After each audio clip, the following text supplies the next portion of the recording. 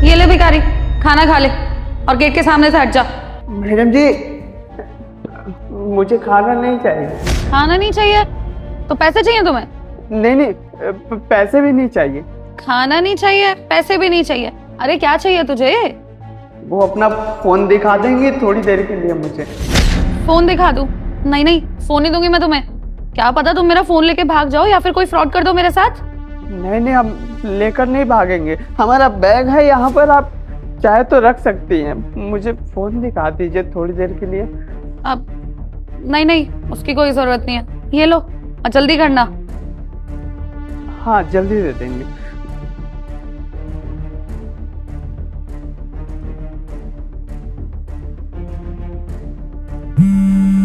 Hello, कौन? Hello, प्रणाम भैया, हम राहुल बोल रहे हैं, दिल्ली आए हुए हैं। आ गई तेरे को घर की याद? अब क्या हुआ? घर से तो लड़के निकला था बहुत गुस्से में अपनी भाभी से। हाँ भैया, हम जब गांव से शहर आ रहे थे ना ट्रेन से, ट्रेन में हमारा पर्स और फोन चोरी हो गया। हमारे पास पैसे नहीं है, इसलिए आपके पास मदद के लिए कॉल किए हैं। कुछ पैसे हमें दे दीजिए, हम बहुत मजबूर हैं भैया, दे दीजिए पैसे कुछ। बहुत मजबूर है भैया, हमारे पास बस 2-3 जोड़ी कपड़े पड़े हुए हैं और पैसे नहीं है। दिल्ली शहर में कैसे रहेंगे, कुछ पैसे दे दीजिए। देख, वो सब ना मैं नहीं जानता, तेरे साथ हुआ तेरी प्रॉब्लम है। और हाँ, रही बात पैसों की, तो एक फूटी कौड़ी नहीं मिलेगी तुझे। और अगर तू घर आने की सोच रहा है तो सोचो ही मत, घर आने की कोई जरूरत नहीं है। अरे नहीं नहीं, हम घर पर आने के लिए नहीं बोल रहे हैं, हम ये बोल रहे हैं कि पैसे दे देंगे ना तो गुजारा कर लेंगे, और जैसे ही नौकरी लग जाएगी तो हम आपके पैसे लौटा देंगे। भैया भेज दीजिए कुछ पैसे। तू ना अपनी भाभी से बहुत गुस्से में लड़के निकला था और उन्होंने मेरे को पहले ही बोल दिया कि आज के बाद से इससे बात करने की जरूरत नहीं। तो पैसों को तो तू भूल ही जा, और आज के बाद ना यहाँ पे फोन मत करियो, समझा? चल, फोन रख रहा हूँ मैं।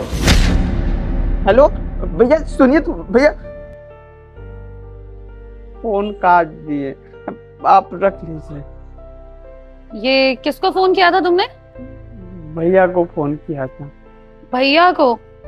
तुम यहाँ के तो नहीं लग रहे, कहीं और से रहने आए हो क्या यहाँ पर? हाँ मैडम, हम यहाँ के नहीं है, हम गांव से शहर आए कमाने के लिए। और दरअसल बात यह है ना, एक मेरे बड़े भैया हैं, हमसे बहुत प्यार करते थे, अपने बेटे की तरह मानते थे। माँ बाबूजी के गुजरने के बाद पढ़ाई लिखाई के खर्चे, मेरे खर्चे सब देखते थे। और जब उनकी शादी हो गई ना, बिल्कुल बदल गए। भाभी की बातों में आकर मुझे घर से बाहर निकाल दिए। जब घर से बाहर निकाल रहे थे ना, तो हमने बोल दिया था कि देख लेना भैया, अगर आप मुझे धक्के मार के निकाल रहे हैं ना, तो हम पलट के कभी वापस नहीं आएंगे, मर जाएंगे पर अपना मुंह नहीं दिखाएंगे। पर यहाँ पर आकर हम फंस गए, हमें समझ में नहीं आ रहा कहाँ जाए। ट्रेन में पर्स और फोन चोरी हो गया। और गांव से एक लड़के से हम बात करके आए थे कि शहर में वो नौकरी दे देगा, पर जब से शहर में आए हैं ना, वो फोन नहीं उठा रहा है। मुझे तो लगता है वो भी फ्रॉड है। फोन नहीं मिल रहा तो वो फ्रॉड हो गए क्या? एक काम करो, मेरे फोन से ट्राई करो, मिल जाएगा फोन। नहीं नहीं मैडम, हम जानते हो फ्रॉड है, क्योंकि जब गांव पर थे ना, उन्होंने हमसे 14-15 हजार रुपया मांगा था, और जब से पैसे दिए तब से फोन ही नहीं लग रहा है। अब यहाँ पर आके फंस गए, हमें समझ में नहीं आ रहा है कि हम कहाँ जाए, क्या करे क्या नहीं। तुम्हारे साथ तो सच में बहुत ज्यादा बुरा हुआ, लेकिन मुझे एक बात नहीं समझ आ रही।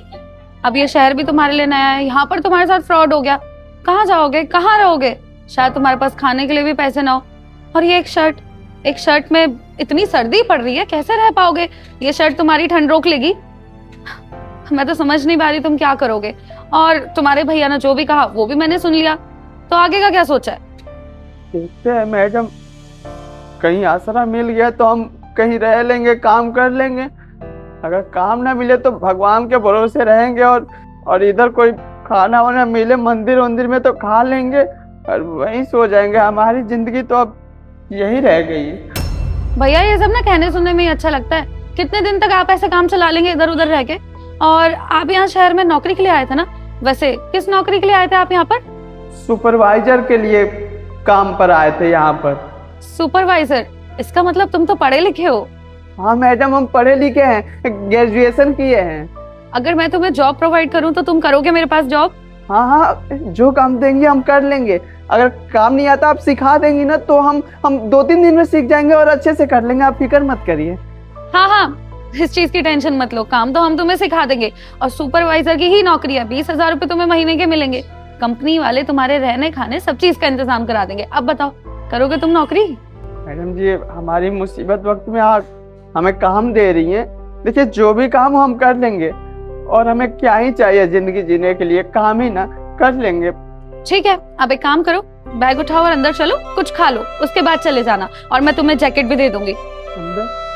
नहीं मैडम, हम अंदर नहीं जाएंगे, वो आप अनजान भी है और हम ऐसे किसी भरोसा भी नहीं कर सकते। अगर काम हो तो आप बाहर बता दीजिए, हम काम कर लेंगे। अरे लड़की हूँ मैं लड़की हूँ कि नहीं डर रही हूँ, और तुम कैसी बातें कर रहे हो? मैं सिर्फ तुम्हारी मदद करना चाहती हूँ। मैडम जी हम जानते हैं कि आप हमारी मदद करें तो आप हमारे साथ गलत नहीं करेंगे, पर क्या करें, हमको विश्वास ही नहीं हो रहा है। वो अपनों ने हमें धोखा दे दिया, सगा भाई ही घर से बाहर निकाल दिया, और हमने सुना है कि शहर के लोग बहुत तेज होते हैं। अब वही डर लग रहा है कि हमारे साथ फिर से गलत ना हो जाए। शहर में जब आए थे ना तभी आपको बताया ना कि वो फोन मोबाइल चोरी हो गया था, और एक बुलाया था मुझे नौकरी के लिए, उसने भी धोखा दे दिया। बस डर लग रहा है और कुछ नहीं। देखो तुम मुझ पे भरोसा कर सकते हो, मैं सिर्फ तुम्हारी मदद करना चाहती हूँ, और तुम्हारे साथ कोई फ्रॉड नहीं होगा। नौकरी भी मिल जाएगी तुम्हें और रहने खाने का भी इंतजाम हो जाएगा।